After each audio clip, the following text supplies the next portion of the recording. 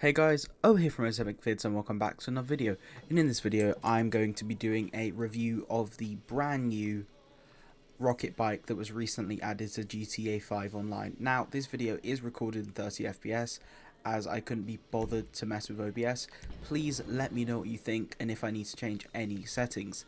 This is sort of a test video with my new microphone, but also I just wanted to make a review on this bike. So the bike is electric and you need to call your mechanic to acquire it. It is $50,000, which honestly I think is quite good. It's called the Inductor. I have not used it all that much. I wanted to make the review whilst my feelings were still fresh, so as you can see it's just been delivered. I am in an invite only session. This is the sort of thing I wouldn't recommend in public. But yeah, so this is what the bike looks like. It's yellow and black, as you can see. I really like how they incorporated the motor. It's not screaming in your face, but it is there. Also, the suspension there and these, it's very good detail. Also, the reflectors on the pedals do somewhat work. That is not why we are here. We are here to test out the bike, so I'm going to go ahead and get on. Oh, I can't see it. Oh no. There we go. There is a speedometer. Yeah, so without using the built-in boost, I am getting like 40-ish miles an hour on flat, which is pretty good. Now, if I go downhill without crashing, you can see it goes up to about 40 miles an hour. If I engage the boost, you can see it temporarily jumps to about 50. And the boost does recharge rather fast, which is nice. In terms of handling, it could be a little bit better, to be 100% honest. But yeah. In terms of how it behaves very similar to a BMX in the way you can do jumps on it. But it sort of has like the speed of the mountain bikes. It has light on it has a light on the front. The light on the back does not work apparently. And then it's left trigger to brake. L1 is obviously gun. It cannot be modified, unfortunately. I was hoping for like colors, but yeah, honestly I would say this is a pretty good thing. Oh, didn't mean to record.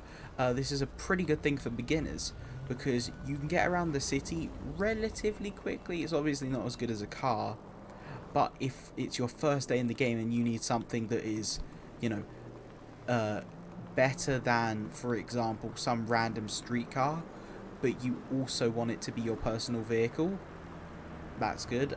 The main downside to this is it's a bike, so obviously getting knocked off will be a bit of a problem.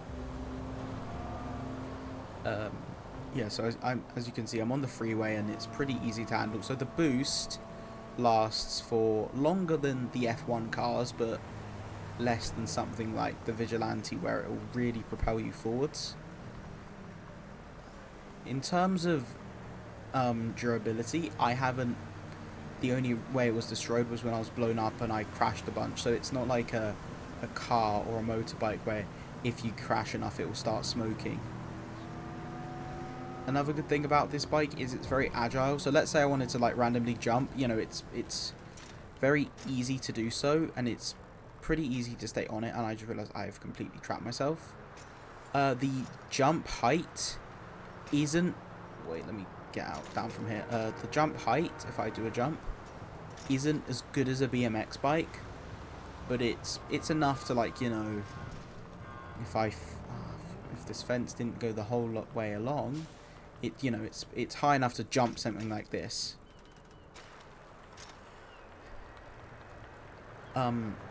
It's a good bike, but the things I would personally improve are the handling, customization, and maybe the boost. So like maybe it lasts a bit less time, but it boosts you up to like 60, 70 miles an hour. I would not recommend this bike if you are looking for something really fast to zip around the city on.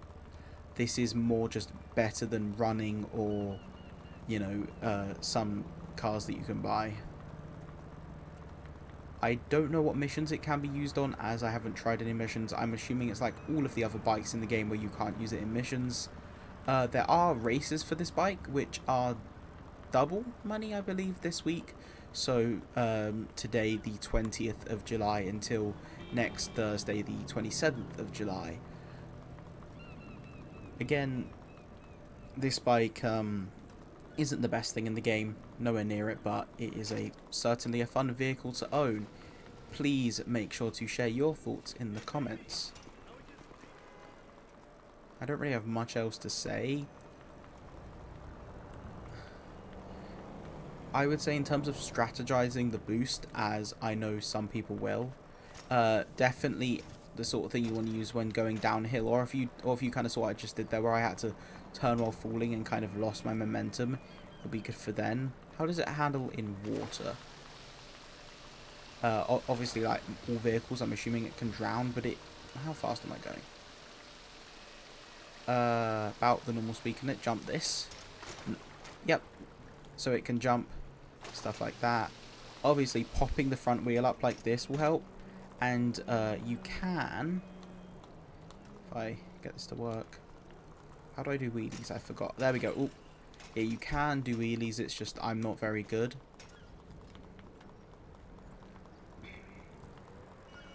The other new vehicle released in this update was the Penduale Corsairi. It looks rather cool. It's a new car brand in the game, which is interesting.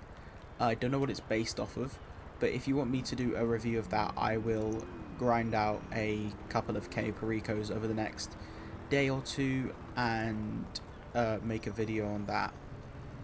So yeah, my final thoughts are, buy this if you want something quick and low profile to get around the city, but if you want something that's ultra fast, maybe get a motorbike.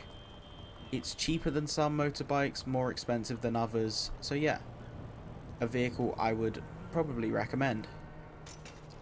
So, as always, my name is O, thank you for watching, stay epic, and goodbye.